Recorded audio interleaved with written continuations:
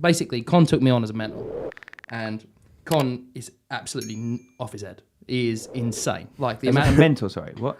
A mentor to John. Yeah, like we're the same age, which is weird to say. Yeah. But like he basically, all he knew was that I was most of the time I was on time, and that I was just enthusiastic, and I would just always have energy, and I would always carry every bag, and I would just do it because I literally just started off carrying bags and setting up tripods. That was where I started.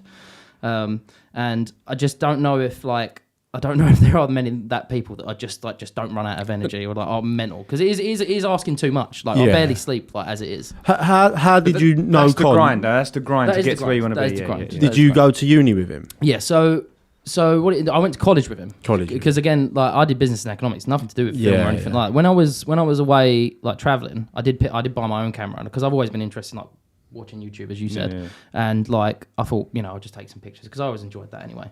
When I was in college with Con, do you want some of this? I'm not gonna lie, I don't know what it is, but I normally have it straight. Oh, hang on. What do you mean you don't know what it is? It's some Where form are we going here? Some form of rum or something. Can you not like interrupt a conversation? I mean, he is interrupting with alcohol. I don't want to be rude. It's not offering one. No, just pouring one. Sniff or whatever it is. I think it's like rum of some sort. Yeah, it could be rum. Oh, speaking of which.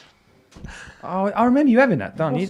You say rum, now it says rim. I'm very popular in bars in Soho. Yeah. That's a clip. That's a thumbnail bit. That's a thumbnail. But what was it? Where was we? So I was in college with Con. And I always describe this relationship. I might have even said it on the What's Good podcast, but me and Con always had a funny relationship in terms of, like, it wasn't a strong relationship. It was just like, we have a very similar sense of humour to the point where we would just turn around and look at each other and go, it was just dumb humour. Like there's nothing more than you just know that you get on. And telepathic type of basically connection to him. That's all I could describe it as. And he was always out actually doing filming. Like it was in film class because I only took everything else was like business economics or like politics, history kind of shit. Accounting. I took accounting. Terrible. Don't do it. So I took film. Like it was the only thing where I was like to my dad, I want to do this one for fun. By that point, I'd already been kicked out. I went to private school for 1 year in AS year, and I got kicked out of there. By there, he was like half like, do what you fucking want. What is AS year? Sorry, is this after school? Yeah, so it's like 17. Like 17, between 17, right. like 16, 17, 17, 18 is A2. Right. And then, what was it? Basically, Con was always out shooting all this. So once I then went to uni and did stuff, I never really like spoke to him. And earlier when I said that I left uni and went and got a job, that's not entirely true, because on that night when I was like, I don't know what the fuck I'm going to do, I messaged Con at 3 a.m. or like a drunken ex-girlfriend. Was like, I wish I could find it because I've looked for it before so I could show people, but it was a long text or a long Facebook message like, I fucked up my life. I don't know what I'm doing. What you're doing all seems really interesting. At this point, by the way, he wasn't working for the Sidemen. I just seen him be doing like music videos and interesting film shit. So I was just like, I'm interested, that could be good, and I'll work really hard, and I'll just put my heart and soul into it, and I'll work for you for free until I prove myself of value, And he messaged, I sent it, and I showed Kelly, my fiance. But only a certain type of person does that. A drunk person. Yeah, I mean, he was drunk. I was very drunk. Yeah. But yeah, you reaching out, that's good, not... like somebody that's... You did that to me to start a podcast. Yeah, mate. You little hussy. How many messages did he send out? Who else is on there? Yeah. What is it? He messaged back 15 minutes later. 15, because in that time though, I'd had time to go to Caddy and go, oh, what have I done? I'm such an idiot. Why am I doing this? It's embarrassing. Because at this point as well, he got out of college and like one of the first music videos he'd done was for Lethal Bizzle at like 18 or 19. Yeah. And this is back when Lethal Bizzle, we was all like, oh shit, that's fucking cool. That was power era. That is a very, very young age to smash that. Like. Oh yeah, mate. So Con's reputation, like people don't know it. It goes like back. Like I think the video that he did when he was 18, I think is Rari Workout. Like I don't know if you've ever heard that. Yeah. But so I messaged him that, and he messaged back at 3:15 being like, what are you doing tomorrow? And I was like, fuck, I better sober up. But I was like, fucking go for it. And I don't know if it ended up being that day or the next day, but I turned up and basically, like, whenever it was, and I was like, the shoot started at like 6. I turned up at 5:30. I was like there, and I was like, I was there, I'm ready to go, and I was greeting everyone. I was like, I told everyone there my whole life story every time a new person turned up. I'm really excited. This is my first day. I just said all these things. I was trying to be as amiable as possible, and basically, like it was so mad. I had like a little quick progression that happened, and the guy was this after you've gone through this mindset of calming down? Was you going through this anxious stage at this point? Yeah, I was still. So I would say that uni was kind of like The new John. so Where I'm so, going with to this. be frank, there was a few other things going on in my life that Yeah. I wouldn't really, it's like a bit deep and personal. Yeah. It's like don't want to sour the mood, but there was a few things that I didn't really ever say out loud to anyone until uni.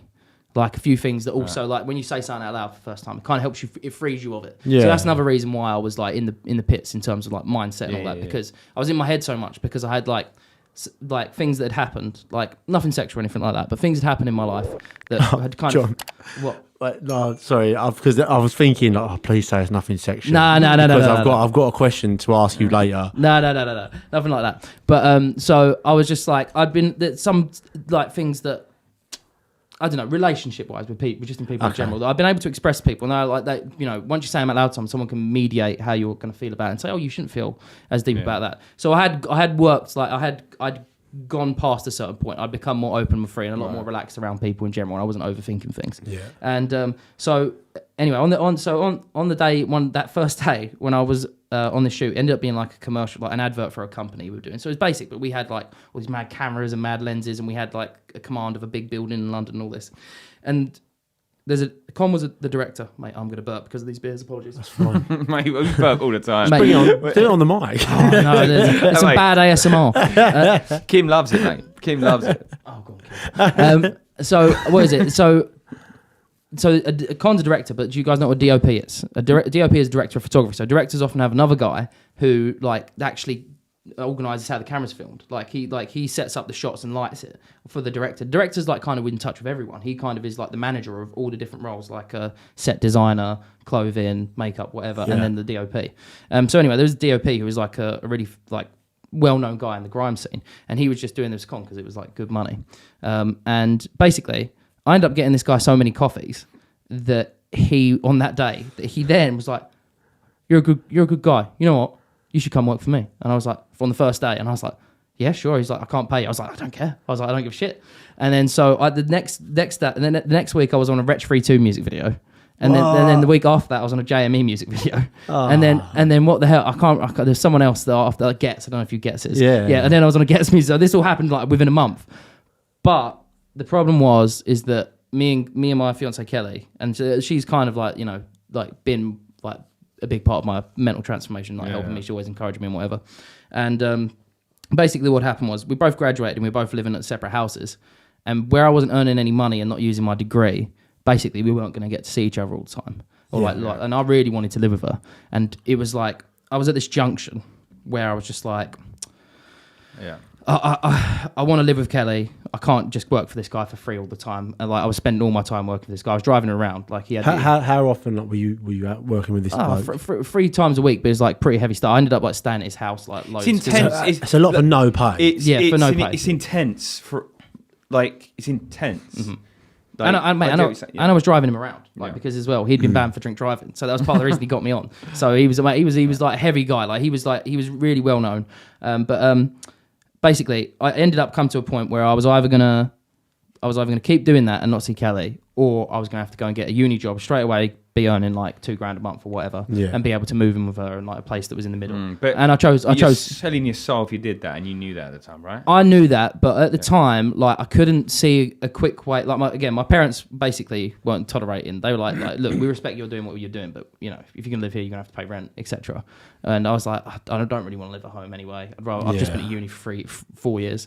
I'd rather go out and do my own thing. So at that point, I chose to go get the job, and that's when I got the job that I was meant to get or whatever. Yeah. And but that's when I then went and worked at that company for a year. And luckily that whole time, even after I did all that and did all these things, I'd stayed in contact with Con from that point. Yeah. And he'd remembered from that time. And during all this time, during Australia and all that, he'd built the Sidemen thing. He started working with all them.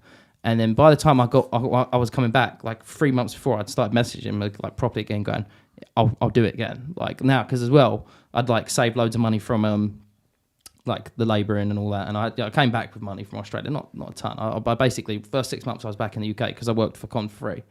Not because like Con wasn't willing to pay anyone. There was just nothing for anyone to do. Like, Yeah, if anything, yeah, I was just there to alleviate any extra stress. Yeah. And I was in my mind, I was like, right, I'll work. It's kind of a gateway. And Yeah, of you course. Just, It's like you an just got to internship. do the time. Yeah, it's like an internship. Yeah. Like as well, you got to prove yourself of value in some way, and then also you got to make it so. Like, here's a tip for anyone: you got to literally just make it so they can't do without you up to a certain point, and then like, all right, I'll start paying. Yeah. Like basically, it's a bunch of A players, and you've all just got to get it right, and you just went through that. Yeah, that essentially, time, essentially. But mate, it was like, I'm glad that I did do that at that time. Like everything. Well, like getting a second chance at it is nuts. Like, because most people don't get a second chance at their dreams. So I'm very lucky that Con was like nice enough to be like, yeah, go on, come back. You can like try. Again. Did he care that? I mean, I know obviously it weren't done in a horrible way or anything like that, but like the fact that you come on to help him, and then this geezer's like taking you off of him. Oh no, he was happy because because even on the day, like I feel like he was like, oh shit, he's here early, and he's just constantly asking what he can do and what he can help. Like he told me before, like he's had mates, like I'm not the first friend of Con's or someone that went to college with Con that's asked him to come on. And some people get there and then they're like either too interested with like the talent, or they're too interested with I don't know, whatever aspect of it, or they're just not as keen as they said they were. Yeah, So I was, mate, and I was. That's the real deal. Like, this is literally your ambition. Like, yeah. This is literally everything you love is at this job. Oh, mate. And it's just when it's worked out. Bro, working in an office is the worst fucking shit that you can do. It is awful. It's the most soul crushing thing. And I just want to say, like, all the people at my company who I worked for, and the people who gave me a chance in that company, were lovely. I like that. It wasn't. They didn't make my type. The people there made it very tolerable. It's not for you. It's just not for you. It wasn't for me. I was terrible at it. I was watching YouTube 4 hours out of the 8 hours a day. I was being sneaky. I was never reaching my targets. I was always trying to find like an underhanded way to try and make my commission targets and all these other things. I fucking hated it. It was awful. And I gained 2 stone while I was there. Yeah. Oh, bloody hell. Yeah, I was beering, mate. I was beering. I was going out on Fridays and seeing how many pints I could sink at lunch. Like, I think the record was 4. So that, it's not nothing massive.